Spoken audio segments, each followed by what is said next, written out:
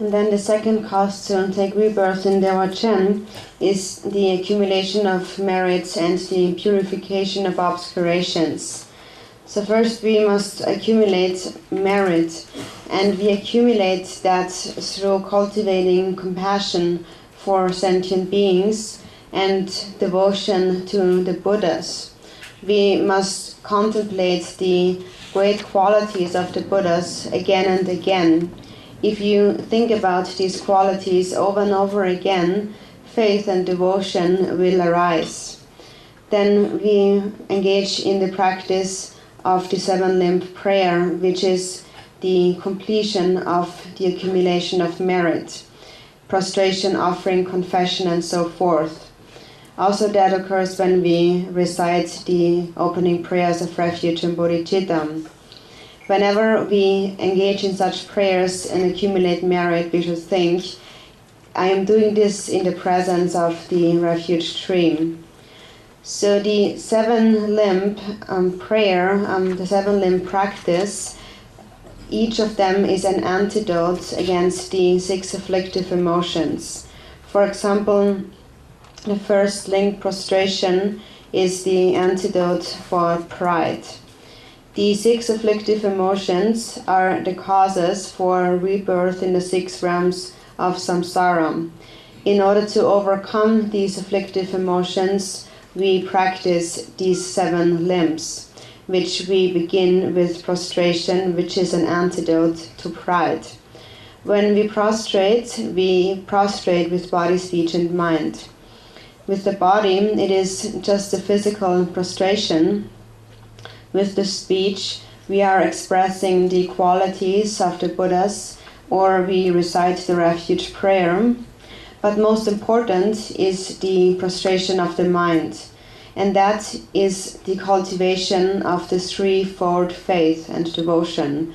That faith we must necessarily cultivate. So of all the types of paying homage, the most important one is homage of the mind. Then the second important one is the speech, and the last is the body. So if we have not cultivated this threefold faith, even if we engage in physical prostration, we may only at best purify physical obscurations, but we will not purify the obscurations of the mind. So what are these 3 types of faith? The first one is called the lucid or clear faith, and that means that we remember the great qualities of the 3 jewels, the undeceiving source of refuge. If we take refuge into the 3 jewels, then temporarily we will take rebirth in the 3 higher realms, and ultimately we will attain enlightenment. So it is the trustworthy source of protection. There is no other source of protection that provides temporary and ultimate protection. So when you cultivate faith into the 3 jewels and remember their qualities over and over again, then that is called the clear faith. Then the second type of faith is called the longing or yearning faith, and that is the yearning for liberation. But not just oneself, one wishes that all sentient beings, extensive as space, may attain liberation. One aspires that, so it is called the longing faith. And then the third type of faith is called the trusting faith. And what we trust in is the workings of karma, cause and effect. When we practice the Dharma consists of the 2 truths. And first we must understand the conventional truth. That is the understanding of karma. If we gain trust in karma, then we will have trust that depending on the cause of love, we will experience happiness, and depending on the cause of self-grasping, we will experience suffering.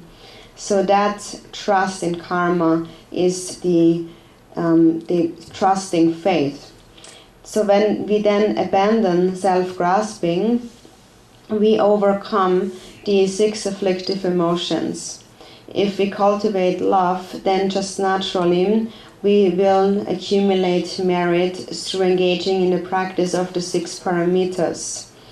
So that is what we always aspire when we recite our prayers in the beginning, when we say, may all sentient beings have happiness and the causes of happiness. That cause of happiness is love. And if all sentient beings in the 3 realms give rise to love within their mind streams, all of them in an instant will be enlightened. And then we say, may all sentient beings be free from suffering and the causes of suffering. It means may they be free of self-grasping.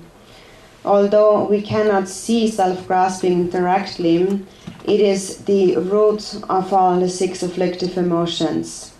So one should contemplate the faults of self-grasping and the great qualities of love.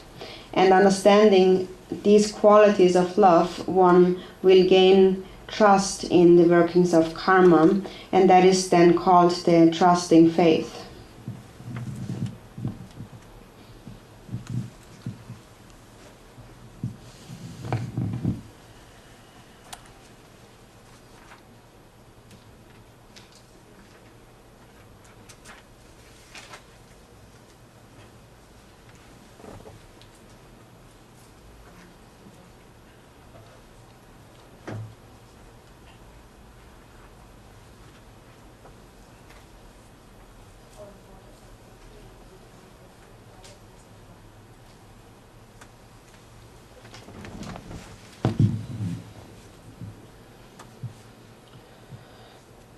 第2个方法就是要累积功德，要尽罪集之。如果说众生对慈爱众生，并且对本尊升起虔诚心，那一个人对本尊的信心跟虔诚心能够长养的话，七支祈请文是一个很好的一个修法，包括从礼拜开始等等的。那么升起菩提心观想自己在皈依境或者皈依树之前呢，坐止供养。所有的七支祈请乃是对治我们6种烦恼的一种因。比如说我们做礼拜、大礼拜，其实它是可以对治我们的骄傲的这种烦恼的。那这种6种烦恼就是让我们受生轮回6道的这种原因，所以我们修七支祈请就是能够去除轮回6道的这个原因。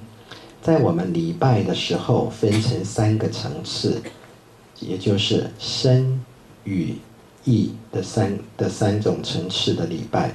身的礼拜当然就是我们做大礼拜，语的方面呢，就是我们能够观想皈依文；意的方面就是也就是最重要的，就是我们要升起非常专一的专注的信心跟虔诚心。